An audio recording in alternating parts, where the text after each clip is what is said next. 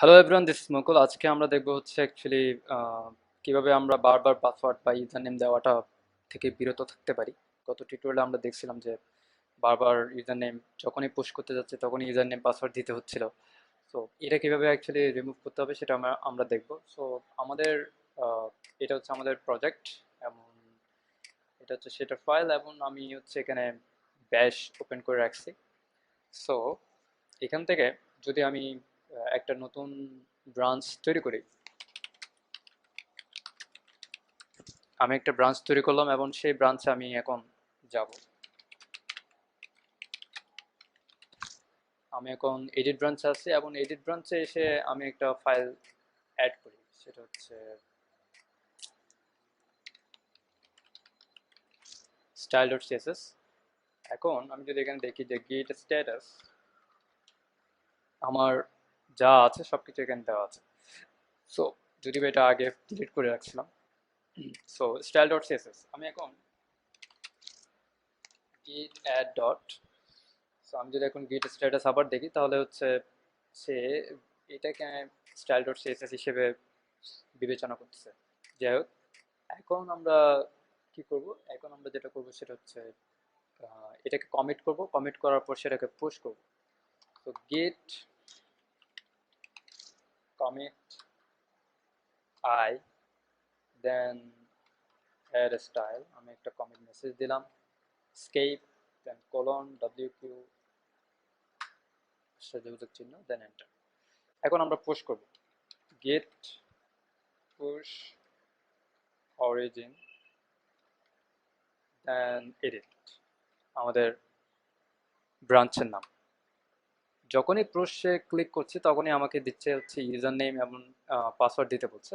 তো আমরা এখান থেকে আবার এক্সিট হয়ে আসি। আমরা এর আগে একটা কমান্ড দিব যাতে সে আমার এই ক্রেডেনশিয়ালটা রেকর্ড করে রাখতে পারে।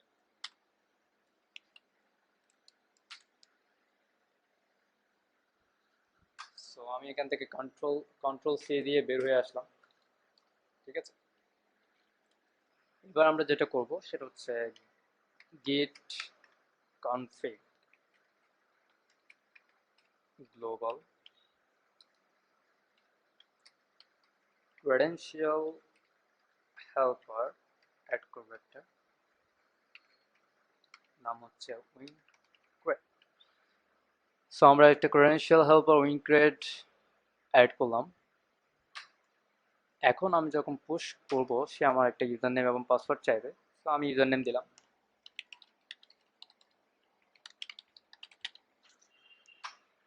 অ্যান্ড এখানে আমার পাসওয়ার্ড চাচ্ছে।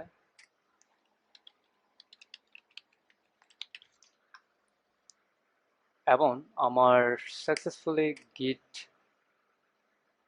সাকসেসফুলি আমার ব্রাঞ্চটা সাবমিট হয়েছে। এবার যদি আমি রিফ্রেশ করে দেখি যে এখানে এডিট ব্রাঞ্চ, এবং এডিট ব্রাঞ্চে জাস্ট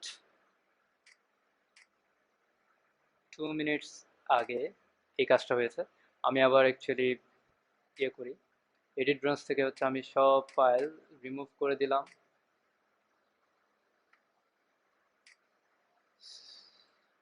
অ্যাকচুয়ালি সব ফাইল রিমুভ না করে জাস্ট এই দুইটা ফাইল রিমুভ করে দিলাম, স্টাইল ডট সিএসএস রাখলাম।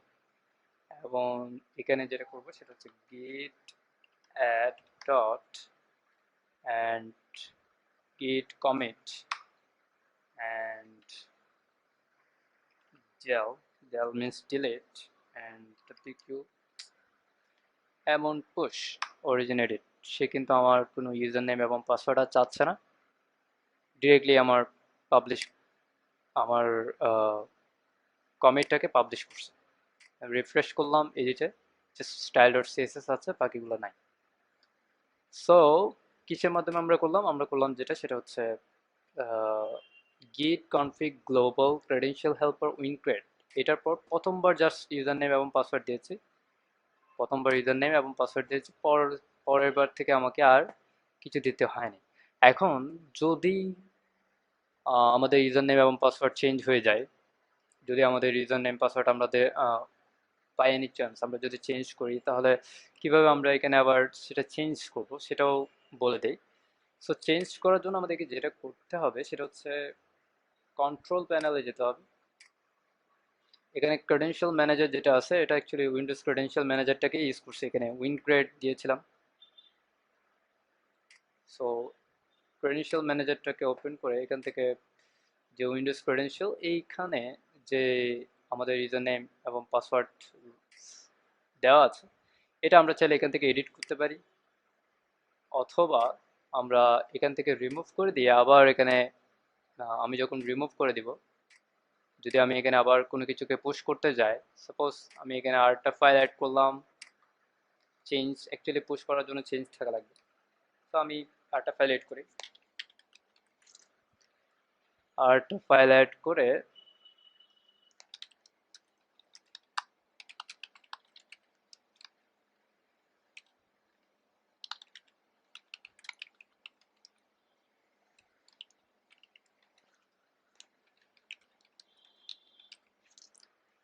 পুশ করলাম। এখন যখন আবার আবার যখন আমি এন্টার দিলাম তখন আমাকে আবার email address, user name, email address, password এগুলা চাইছে। তো আমি যদি এখন আবার দিই,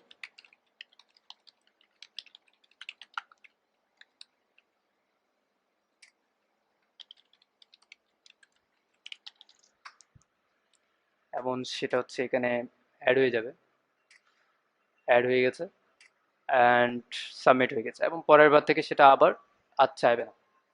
সো এটা হচ্ছে আজকের টিউটোরিয়াল। ধন্যবাদ সবাইকে, ভালো থাকবেন।